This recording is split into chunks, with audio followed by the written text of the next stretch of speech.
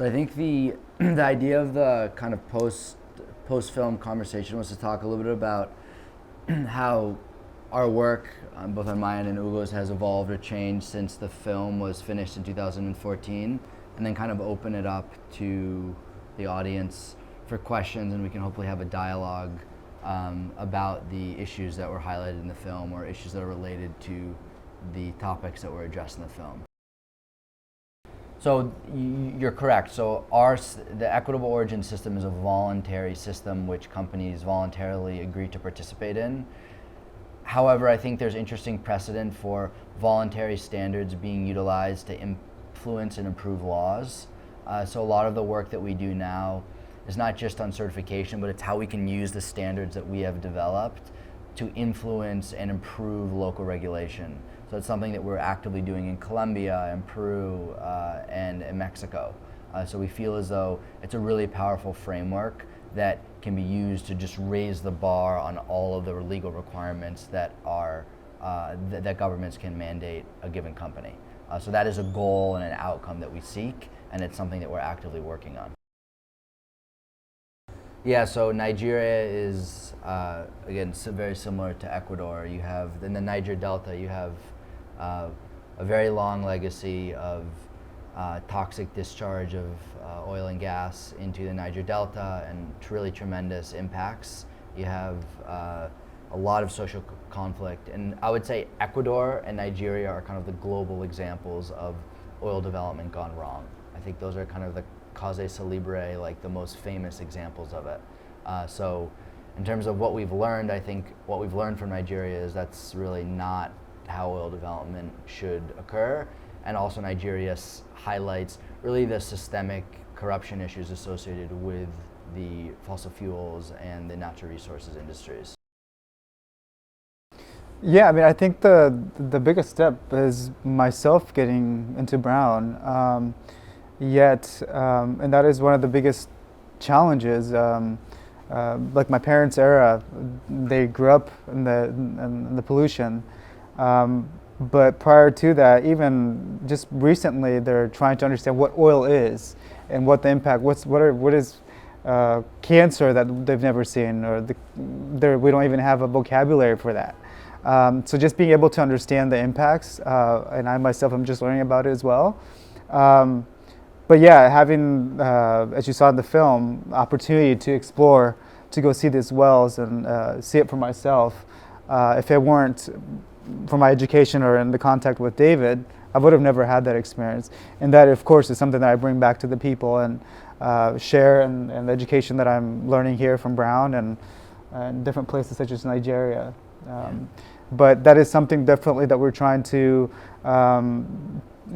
hopefully have by next year. We're hoping to get a college graduate, and with the support of some students at Brown, we're trying to do a fundraiser. So it's a priority. And so a whole new area of our work, which I think actually most excited about, is we're using our standards as a framework for educating and engaging Indigenous leaders. So one of the things that we saw is certification is a great outcome, but it's not the singular kind of goal of our work.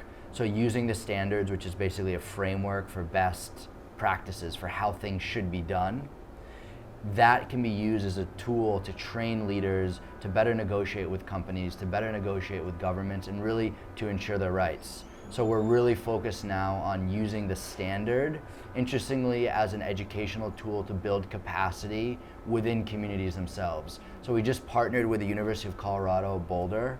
They have probably the most well-respected environmental law program in the country, and they're trailblazers as it relates to what's called Indian law or Indigenous peoples law in the US, particularly in the American West.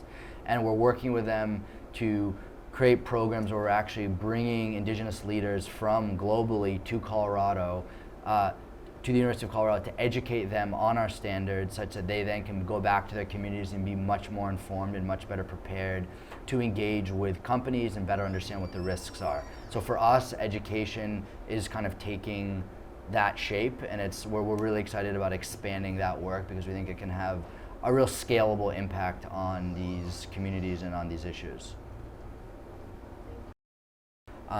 So your second question about the Dakota Access Pipeline, I think it's very relevant to this film and very relevant to the themes that we're talking about.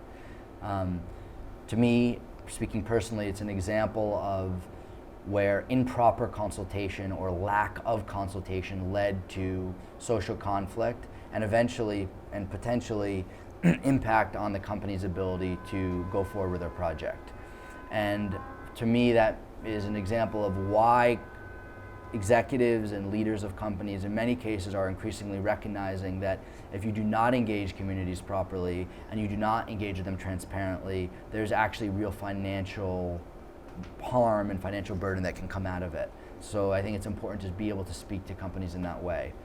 Finally, the most troubling thing about the Dakota Access Pipeline, it was initially rejected by non-Indigenous communities. So it was initially presented to non-Indigenous Americans, and they said it's not something that we want on our land for a number of reasons, environmental, social, and otherwise. And then it was presented to Indigenous communities, and I think that that's a common narrative that exists globally. Not in my backyard, and it's unfortunate. And this has become a highly recognized, an issue that has gotten a lot of attention. But I think to me that's problematic when one community rejects it and then it's brought to an Indigenous people and they too have rejected it, but it's been received in this way.